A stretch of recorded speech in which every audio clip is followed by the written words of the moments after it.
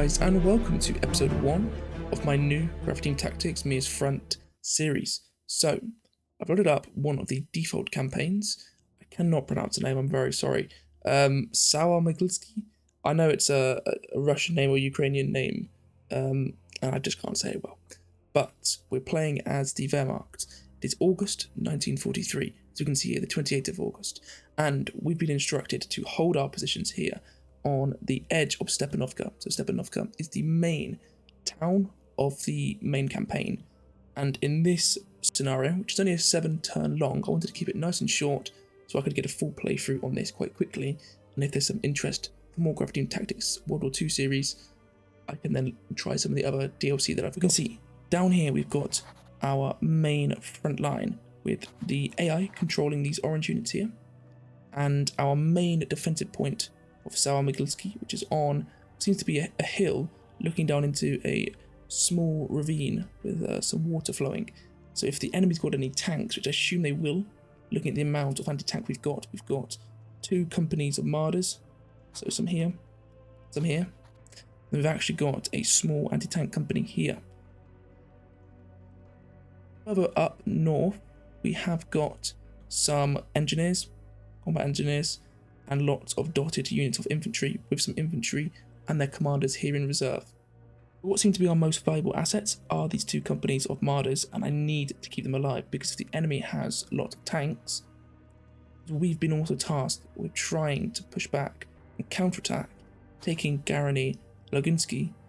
We will need to have these marders for the mobility to push out further around the flanks potentially, or take up just be mobile on the battlefield, because obviously the anti-tanks, even though they do, sorry, not the anti-tank, they're the marders, the actual anti-tank here, they do have some trucks to pull the guns, but they're going to be quite slow to set up. First goal is to simply hold position. We're obviously entrenched, as you can see here by the little symbols, and we're quite weakened. You can see these 2 formations here, these 2 companies are actually highlighted red, they're glowing red, showing that they've taken some damage and they need some time to repair. So I don't want to go on the offensive with them. And also with this river crossing here, you can see this seems like to be the only bridge across. If we then push out, we're going to lose our defensive advantage. So I'm assuming the enemy outnumbers us.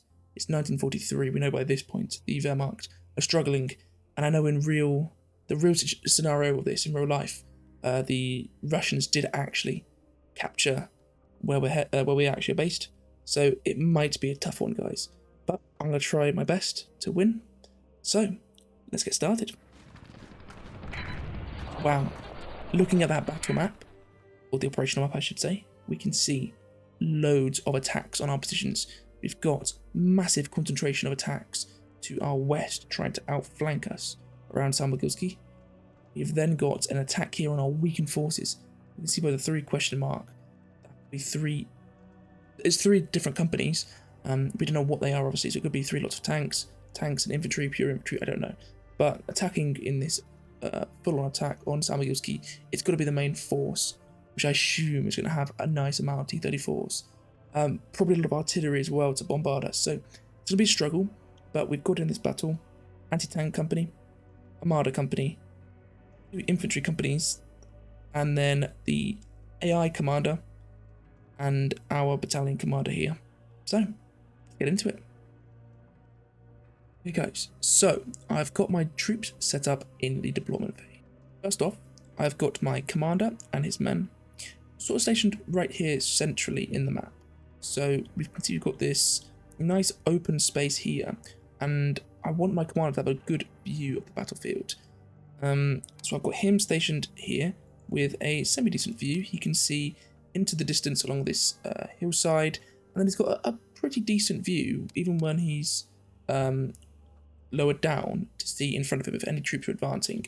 And I've got him and some of his men on fire at will turned off and concealment or act of caution turned on, because I don't want the commander to reveal himself. Losing the commander is quite stupid because it obviously means your morale is going to be extremely high, yet he doesn't actually output much firepower. If we look, I can't even see a single light machine gun with the troops. They've all just got rifles. So what's the point of having him engaging with enemy? Of course, if an enemy comes charging over the hill, then we can engage if we need to, but There's enemies on this hillside here. We don't want to reveal our position straight away. So I've got him there. I've got one of my infantry companies. I think this is Schreiter, it's called. Infantry company here. Sorry, infantry platoon. No, sorry, it is a company with the platoons here. Look at this, what am I talking about? So, I've got them here with, again, another decent view of that hillside. But I really want them to cover my anti-tank guns here. Because we can see here, from the tactical map, the enemy are going to attack us from all of their starting squares, including this close one here. In case they've got tanks, I've positioned my anti-tank guns here, and we can see that with the view on, they've got a nice coverage of if any enemy tanks are on this hillside, but there's this dip here where obviously the height dips. The tanks coming from under here on this little river will not be seen till it's too late. But more importantly, against the anti-tank guns, infantry easily maneuver through this woodland here. So I've stationed some troops, will also be entrenched here, so if any infantry attack, we've at least got some support for these anti-tank guns, so they don't just get wiped out. So there's one anti-tank gun. We look here, you can see some of the other ones, one on this hillside, able to cover the opposing hillside. And then we can see the final one here, very close by, again, on this hillside. But it could turn to face any tanks coming here, or it could turn further out to fire at any tanks coming this way. So it has a very good view over the battlefield. So that is that infantry company. We can see that we've got, some more troops dotted down here. I'm a little bit unsure about this one. His view isn't the greatest. He's got a good view of the opposing hillside, but close by, he might just suddenly get surprise attacked by some troops that have gone through. So they could easily come here, walk all the way through here in covert, come all the way here, and then emerge out here and take this guy by surprise. But I put him here so we don't just suddenly have 500 Soviets charging up the hill to engage our guns. So there's the two infantry companies.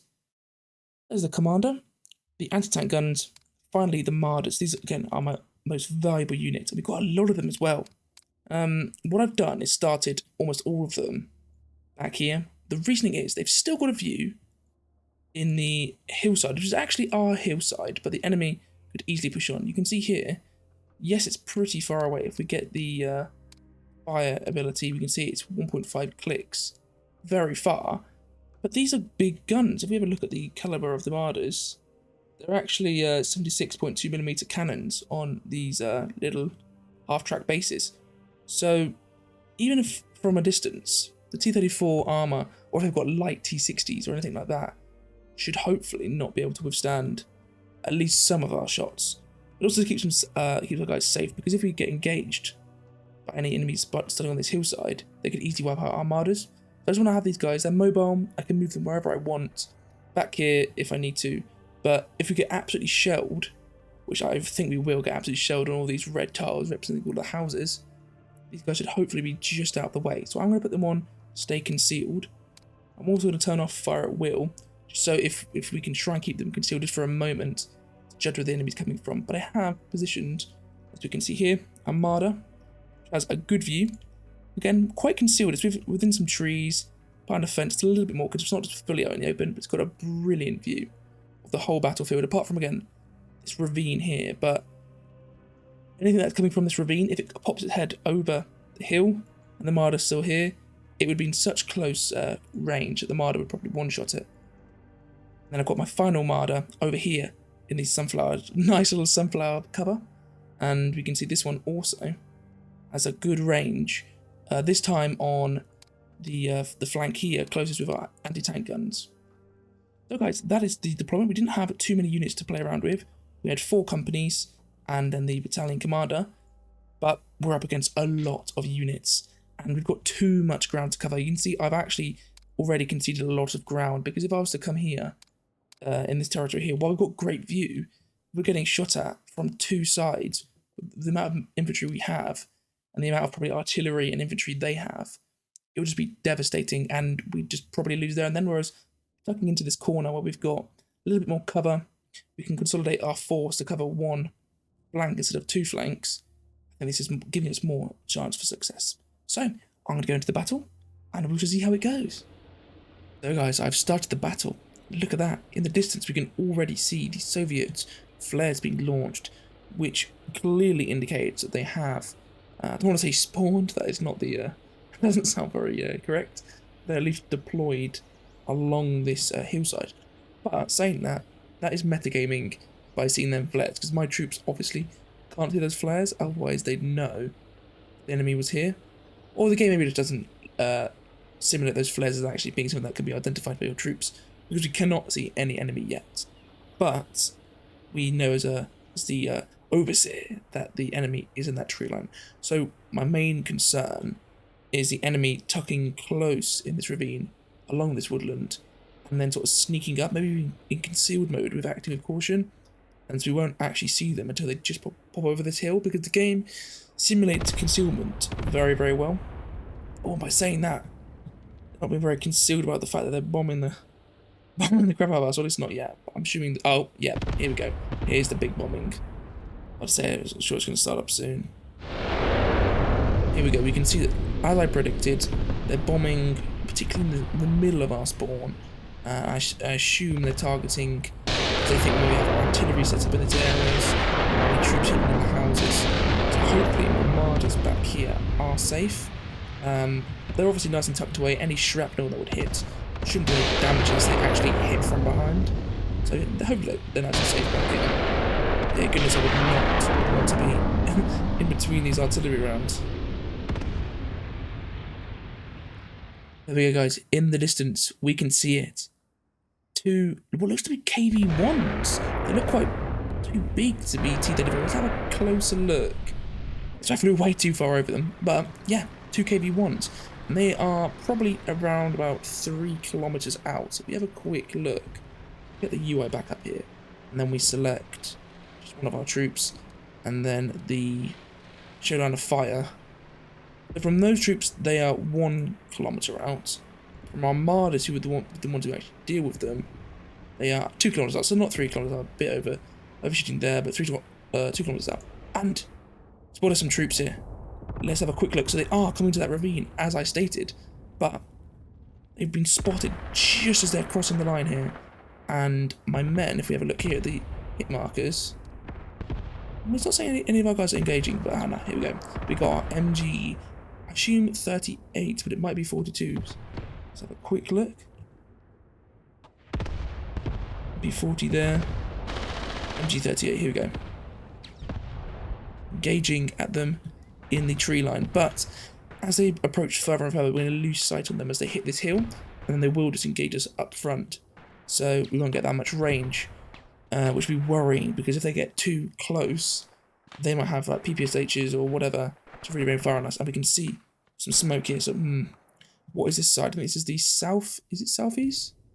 Southeast side. It's quite a worrying attack coming from here.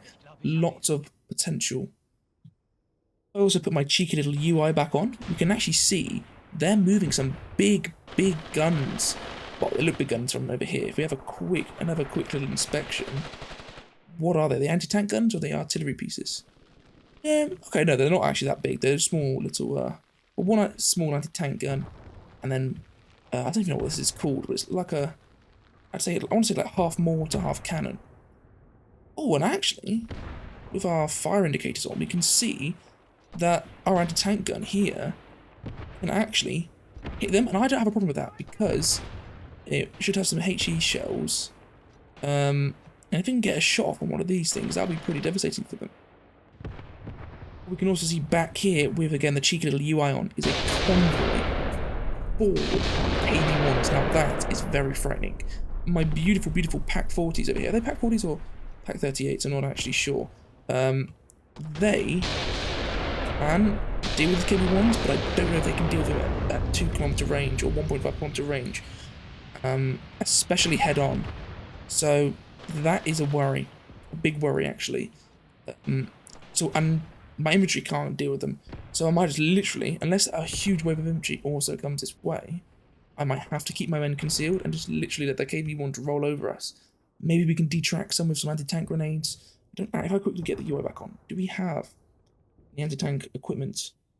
We have grenades and mines. I don't know how to tell if that's an anti-tank one. I don't really know the German grenades, I'm very sorry, but We definitely don't have any anti-tank rifles in any of these squads. So really is up to our guns. We can see here it's suppressed. From this distance, they are actually suppressing us. So I don't want to have them aim there. I want to have them aim at these guys up here. But I don't mind spending some shells, because if we look here, we can see we're not going to do any damage to KV-1 with HE shells. So I don't mind using them up on these approaching infantry. You know, guys, if we look in the distance, we can see it's really opening up with the amount of spotted infantry on that hillside. But where the Germans do shine is with their support weapons, with their MG guns, which I definitely think are a lot better than the Soviets' MG guns. With the fact that we've got some brilliant anti-tank equipment. I do think at range we smashed these Soviets, apart from their KV-1s obviously. But I could... Sorry, that's a lot of exposure on that. I could try and get a flank with my Marders on their KV-1s. Maybe what I could do is push my Marders here in this forest, so they'll be hopefully hidden. But then as those KV-1s approach, they might be able to get some flank shots off. That's what I'm going to do. I'm worried about these explosions though. But let me turn the UI on. I'm going to move my troops, my Marders up here, and keep them concealed and holding fire. That's the important thing, holding fire, so that I don't reveal the position. Okay, so change of plan. I actually realised that we're actually at the edge of the map here. So where I wanted to position my Marders on this hillside in the forest, we can't. So where I'd have to position them would be in this ravine here. Obviously very, very useless. And I also noticed that my guns, I thought who were on hold fire, I always got that wrong. So I'd engage with their KV-1s. And actually, we might be able to get some track hits here, which would enable us to demobilize them. But oh god, those KV-1s are engaging with us. That is quite scary. I'm going to take my guns out of concealment mode. And hopefully we'll be able to get some hits on those enemy KV-1s, which are actually getting quite close. What's done over here, guys, is I've also told my pack gun to face this way and then set these tanks to priority targets. For some reason, okay, now they're actually aiming. Oh goodness. Well, we just get shot from. But now we can hopefully try and hit these KV-1s, because we're probably only about a kilometre out. This gun is taking probably... Oh goodness. Okay. I'm not sure if it was the KV-1 that hit us there, or if it was one of these guns up here. But we have... Yeah, these are the KV-1 shooting us here. Who aren't dead, they just got injured there. You can see the carrying on the floor. Yeah, this isn't good at all.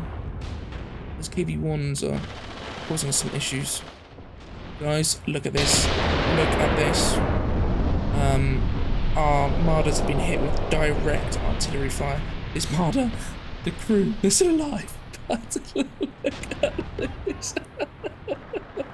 To get better than that. The crew, I don't know how they're alive. They obviously, the shell landed on top of them. You can see they've got those artillery guns. They must have some sort of spotter. It was called in off-map artillery, because I don't see any artillery they have that could have done that out of devastation. But we've already got one. I don't think they are slightly damaged. The gun mech and turret is damaged, but the crew are still all alive. They can obviously still drive. So yeah, that is worrying. This one is immobilized. Let's see if we can save it by doing a... Oh, actually no. It's actually the track. I don't know how I didn't notice that before. Both tracks been absolutely destroyed. This isn't the game like Metaphor Assault Squad though. We can't tell these guys to get out and run away. The crew have to decide that themselves. So we are just going to have to let them sit there, which is a shame, because if they get hit, obviously they're all dead. But one of them is leaving. I could tell these guys to fall into the forest, but there wouldn't be any saver from off the map artillery, to be honest. And then obviously they wouldn't be able to get shots off on the KV-1s. And I've told them to conserve ammo as well. So by conserving ammo, they should try and only shoot if they do think they'll get a hit. See here, we are getting some hits with our guns, but KV-1s, oh, they're a beast.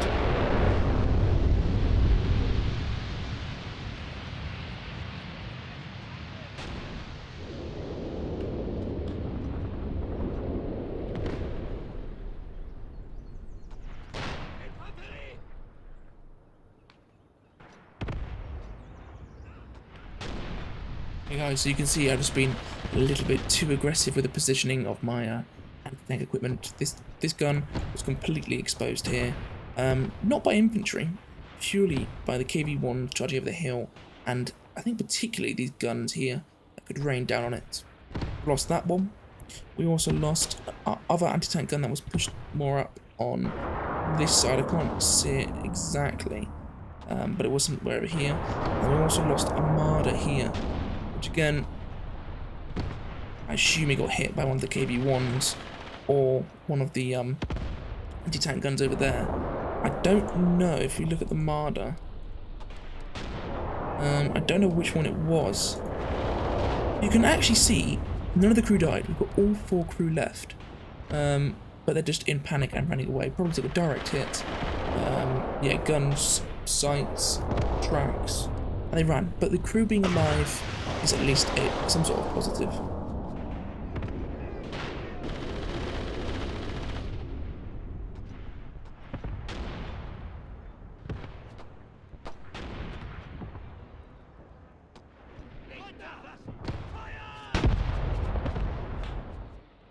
We are constantly encountering problems though, guys. You can see here, this infantry section I had stationed in these trenches have routed.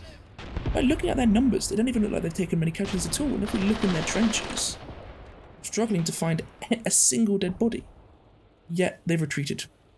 That, I believe, is just showing the state of morale that the Germans are like, oh my goodness, the state of morale that the Germans are under at this point in the war. And yeah, this is what I don't want my Marders to die. Do you know what? I'm going to any Marder I can into this forest, because they're constantly getting bombarded by artillery here. So let's try and get them out. They probably will get bogged down, but at least in the forest they're going to be harder to spot, so the enemy won't be able to hone in on them with artillery as well. I'm not sure how smart the AI is in terms of if they know they're in the forest, we'll just bomb the crap out of it. I don't know, but we'll get them out. This one, the crew are still all alive, just again, upside down almost. This one, crew are all still alive, but the vehicle's been destroyed. Sad times, guys, sad times. And actually, I think the only anti-tank gun we've got left is this one here, and it's got no actual enemies to shoot at, apart from some infantry. But we can see these. I think this was actually one of the squad commanders I had, or some retreating men, I don't know, but these guys are at least still here, so as these infantry push over the hill, we can shoot at them.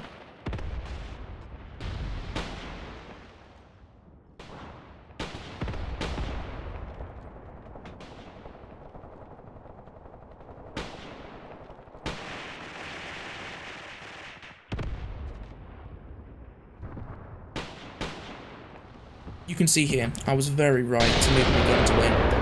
Constant shelling at these positions, and I'm pretty sure I did actually have some Marders that would have been, you know, on that position there to get fired at. So by moving them into the forest, into this more covered area, they'll hopefully lose sight of us, and they won't be able to hit us with any sort of artillery.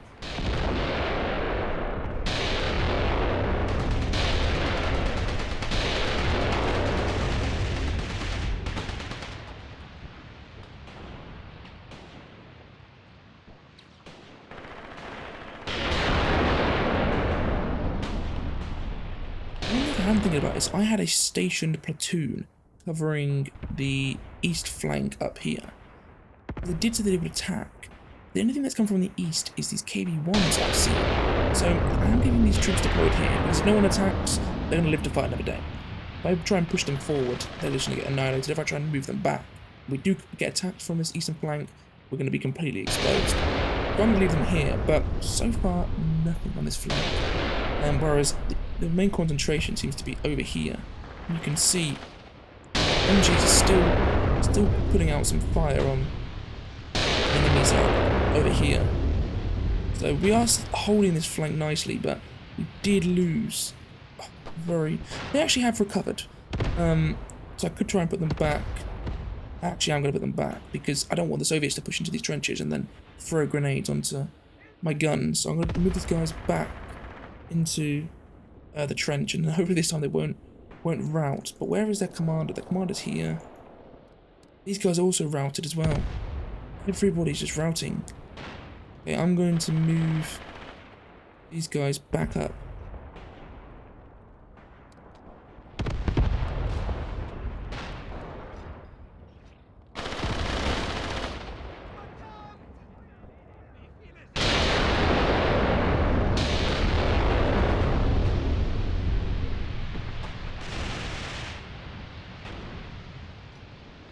You can see it's just more situations of troops routing. This officer section here, again, I can't see any casualties, and they haven't even come into like heavy artillery fire or MG fire or anything like that. They've just decided to run. And when your officer section is running, then it's not good for your other troops. But you can see, yeah, this flank, which hasn't even been hit, is starting to rout. These guys are routing. These guys are in place. These guys I'm trying to put back in place. You see my guys here have actually started to arrive again. And then I'll make their way back into the trenches. They're not actually in the trenches though, which is a little bit annoying, but they're at least back here. But the situation is pretty dire. And you can see here just the amount of shelling. So my point about moving the guys into the forest, what has been true, they've now just redirected their fire here. So what I've done is I've pushed my Marders and actually spread them out. One here, I think one around here. So then they could still artillery us, so they know where we are, but because we're all spread out, they can't just hone in on one group and kill us all in one go. So that's where my Marders are going.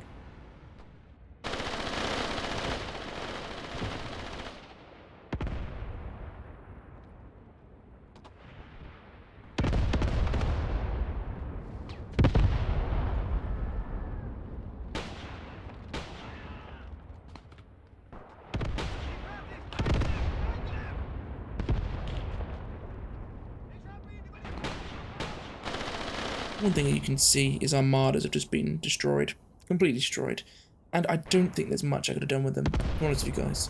I had obviously some dotted in more hidden spaces over, not hidden, but other places here, destroyed. The ones which I had here, bombed the crap out by artillery. If I'd placed them over here, they would have been shot at by these guys, by the artillery, and even maybe the KV-1s to get some shots off them. The only thing I could imagine I could have done is hidden them in the forest, all spread out, on hold fire, concealment. That's the only way I can imagine them survive. I mean, you can see this one is being completely destroyed, with all the crew now killed. This one's still alive. This one's lost 2 crew. This one's lost a crew member. This one's now lost 2 of its crew.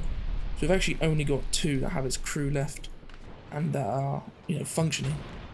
So things are not good. Look here, we've just got more guys who are retreating. You can actually see here, oh my goodness, I didn't even notice this. Whole section annihilated. I think it was by artillery that was firing in earlier. They weren't getting in the trenches though, so even if I told them to take defence, they didn't get in the trench, which is what's cost them. You can see that all their bodies are littered outside. But things are really dire here. All the troops we had positioned to cover now run away. And the enemy is really starting to make its advance on our positions.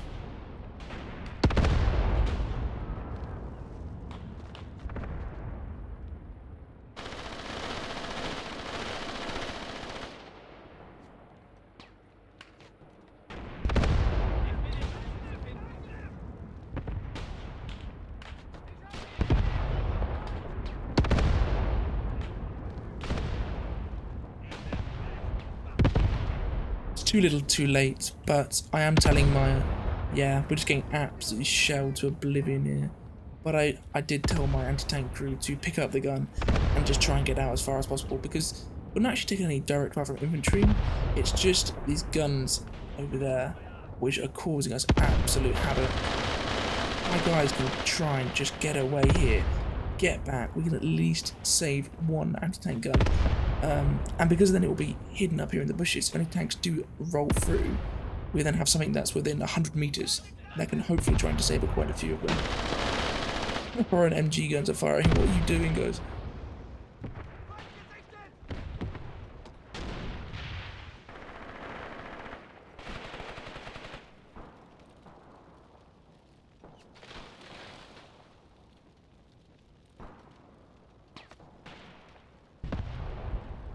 You can see here, the Soviets have pushed right up to my positions and just annihilated my squad.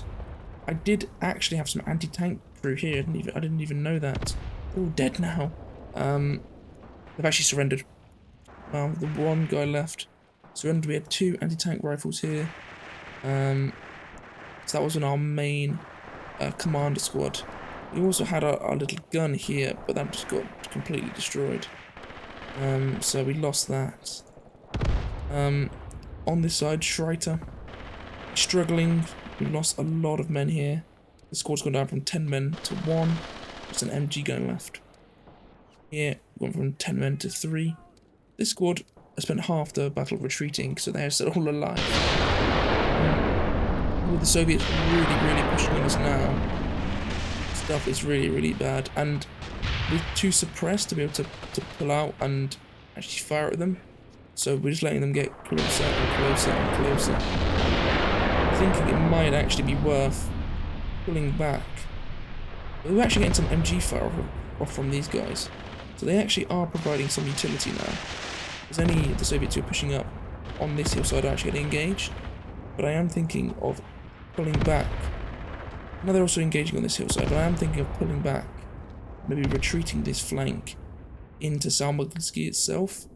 Because you can see here, well, you've missed it now because they're all going hidden, but they're actually pushing up. Stuff's not going our way.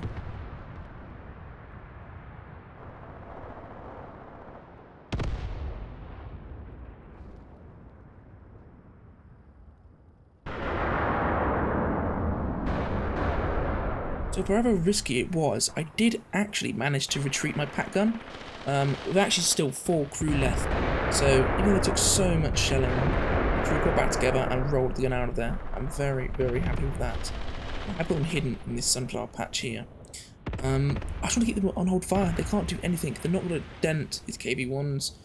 They're not really going to get clear enough shots on infantry. If they do, they're going to reveal their position. So I'm going to keep them back and try and keep them alive.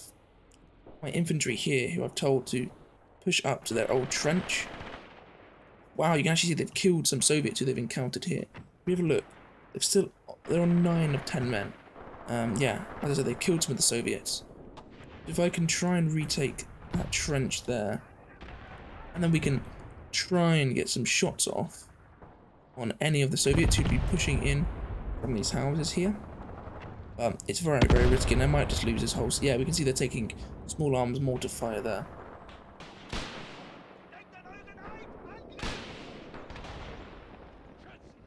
You can see more surrenders here. The 2 men here surrendered.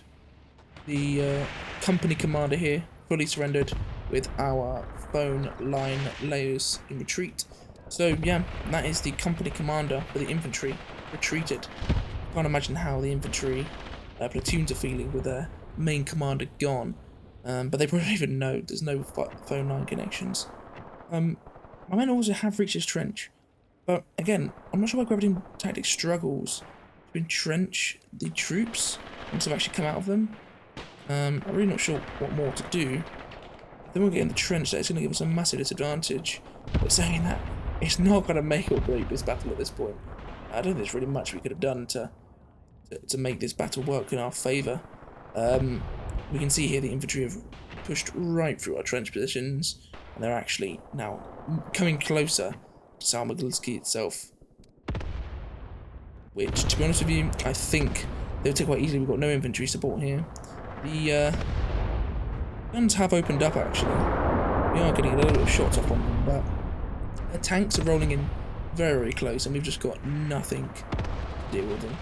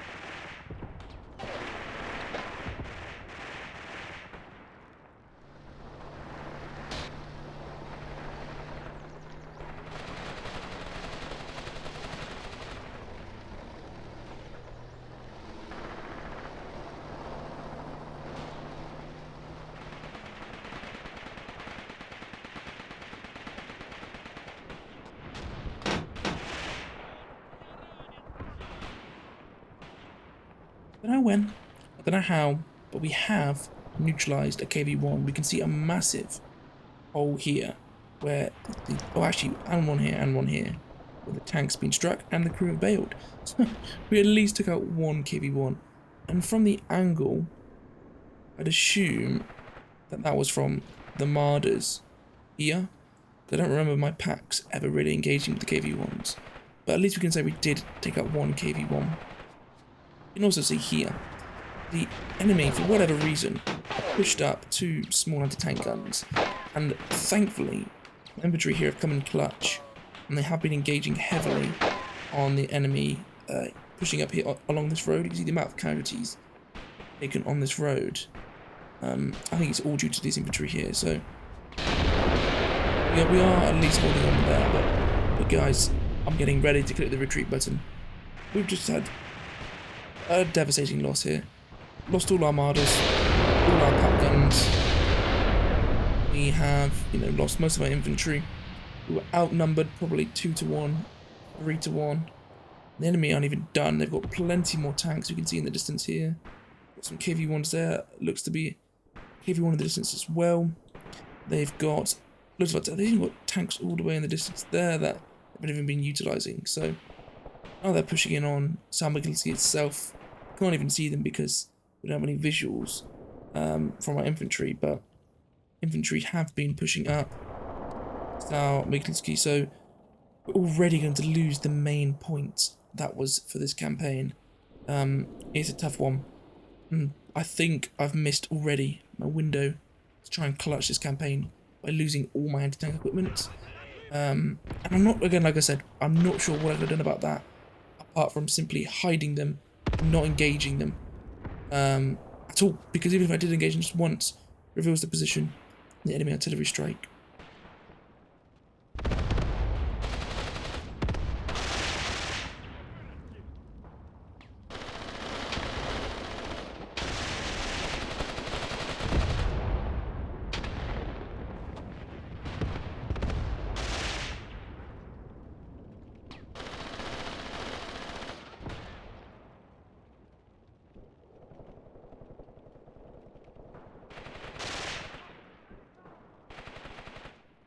With that, guys, I am retreating, so we've got 1 minute until we've retreated. The battle has lasted about an hour and 4 minutes so far.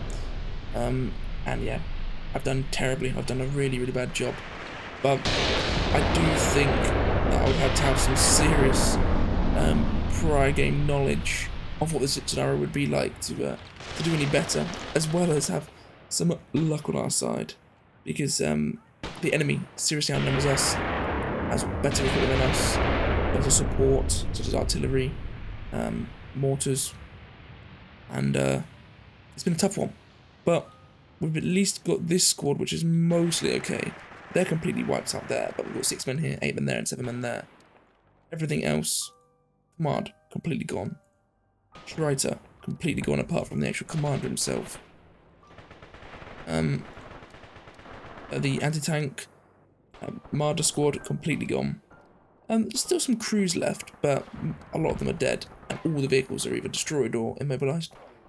And then finally our anti-tank gun squad, we've only got 1 gun left.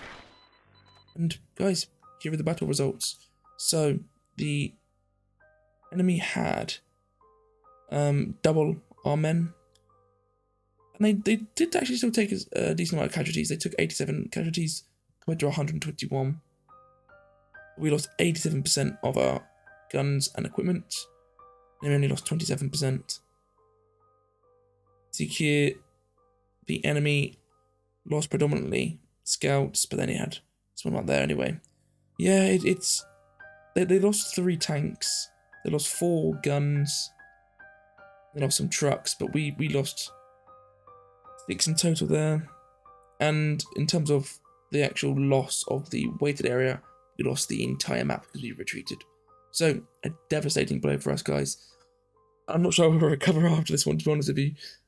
We were supposed to counterattack to take Garany and Luganski. Now we're going to need to counterattack to take Saur-Mogilskiy itself. So, I hope you've enjoyed this episode. If you've watched it through to the end, I really, really appreciate that. And I'd appreciate it further if you could leave a like. And if you do want to see more Graviteams, German World War II content, then please subscribe and I'll get more up. Thanks a lot, guys, and I'll see you in the next episode. Ta-ra.